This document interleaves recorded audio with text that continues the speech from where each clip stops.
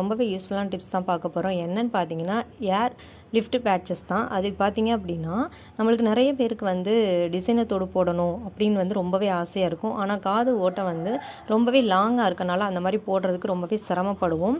இது வந்து போட்டிங்கனாவும் ரொம்ப அசிங்கமாகவும் இருக்கும் போடுறதுக்கு.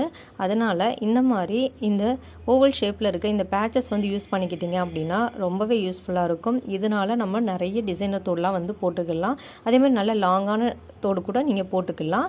இது வந்து அந்த ஓட்டையை வந்து ரொம்பவே வந்து சப்போர்ட் பண்ணி உங்களுக்கு அந்த காதை வந்து ரொம்ப வந்து அழகாக காமிக்கும் தோடு போடும்போது. இது பார்த்திங்கன்னா இந்த மாதிரி பின்னாடி வந்து நீங்கள் அதை வந்து பேஸ்ட் பண்ணிக்கலாம். இது வந்து ஃபேன்சி ஸ்டோரில் நகைக்கடையில் கூட கேட்டால் கிடைக்கும். இது வந்து பார்த்திங்கன்னா ஓவல் ஷேப்பில் இருக்கும். இந்த பட்டன் மாதிரி இருக்கிறத எடுத்து காதுக்கு பின்னாடி அப்படியே ஒட்டி விட்டுட்டிங்க அப்படின்னா அந்த தோடு போடுறோம் இல்லையா, அந்த தோடு போடுற அந்த ஓட்டை வரைக்கும் மட்டும்தான் அது வந்து இருக்கும். அதுக்கு கீழே வந்து அது வந்து ரொம்பவே வந்து சப்போர்ட்டிவாக இருக்கிறதுனால அது வந்து தோடு வந்து கீழே வரைக்கும் வராது, நல்லா சப்போர்ட்டாக இருக்கும். பாருங்கள் இந்த படத்தில் எப்படி இருக்குன்ட்டு. இதே மாதிரி நல்லா இறுக்கி பிடிச்சிக்கிறோம்.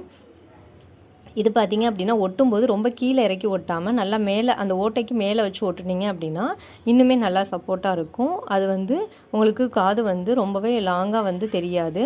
ஸோ இந்த மாதிரி இந்த பேட்சஸ் வந்து ஃபேன்சி ஸ்டோரில் விற்கிது. இதை யூஸ் பண்ணி நீங்கள் இந்த மாதிரி பண்ணிக்கலாம். அப்படி இது வாங்க எனக்கு தெரியலை, இது வேணாம் அப்படின்னு நீங்கள் ஒன் டைம் தானே யூஸ், இது எதுக்கு அப்படின்னு நீங்கள் ஃபீல் பண்ணிங்கன்னா நம்ம பேண்டைட் இருக்குல்ல ரவுண்டாக, அது பார்த்தீங்க அப்படின்னா அதை எடுத்து இந்த மாதிரி கட் பண்ணி நீங்கள் போட்டுக்கலாம். இது பார்த்தீங்க அப்படின்னா அந்த டயத்துக்கு நீங்கள் இப்போ ஏதாவது ஃபங்க்ஷன் போகிறீங்க, இல்லை இது கண்டிப்பாக வந்து பெரிய தோடு போடணுன்ற சுச்சுவேஷன்ற மாதிரி இருக்கும்போது மட்டும் இந்த பேண்டைட் வந்து நீங்கள் யூஸ் பண்ணி இந்த தோடை போட்டுக்கலாம். அதுவுமே வந்து உங்களுக்கு ரொம்பவே சப்போர்ட்டாக இருக்கும். ஏன்னா இதுவும் வந்து இதே மாதிரி தான், ஆனால் வந்து இது வந்து எந்த அளவுக்கு வந்து அவங்கவுங்க ஸ்கின்க்கு ஒத்துக்குறோன்னு தெரியல. ஸோ நீங்கள் இந்த மாதிரி ட்ரை பண்ணி பாருங்கள்.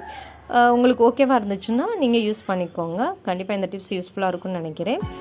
அதே மாதிரி நம்ம ஸ்டிக்கர் போட்டு இருக்கு இல்லையா, ஸோ அதையும் வந்து நம்ம யூஸ் பண்ணிக்கலாம். இதெல்லாம் பார்த்தீங்கன்னா ஸ்கின் அலர்ஜி இருக்கவங்க பண்ணாதீங்க. ஏன்னா அது வந்து அந்த ஸ்டிக்கர் பின்னாடி ஒட்டிட்டு புண்ணு மாதிரி ஆயிரும்.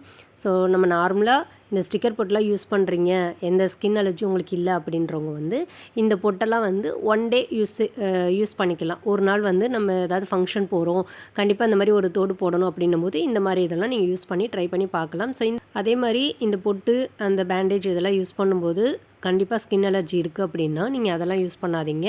ஃபேன்சி ஸ்டோர்லேயோ இல்லை ஜுவல்லரி ஷாப்லேயோ போனீங்கன்னா அந்த பேட்ச் வந்து விற்பாங்க. ஸோ அதை வாங்கி நீங்கள் யூஸ் பண்ணிக்கிட்டிங்கன்னா உங்களுக்கு ரொம்பவே யூஸ்ஃபுல்லாக இருக்கும். ஒன் டேன்னா இந்த மாதிரி நீங்கள் யூஸ் பண்ணிக்கோங்க. மற்ற டைம்லாம் நீங்கள் யூஸ் பண்ணணும்னு நினச்சிங்கன்னா அந்த ஸ்டிக்கர் வாங்கி யூஸ் பண்ணிக்கோங்க.